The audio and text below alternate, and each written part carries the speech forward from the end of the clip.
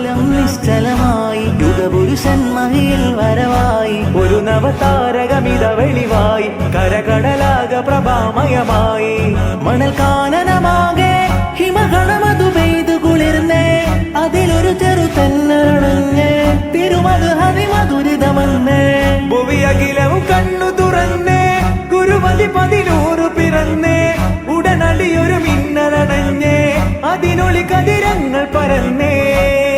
പല നാടും നഗരവും കാടും മലനിരതോറും പടരുകയായി, തിരുവീടും പരിസരം പാടും കിളിയുടെ നാദം ഉണരുകയായി.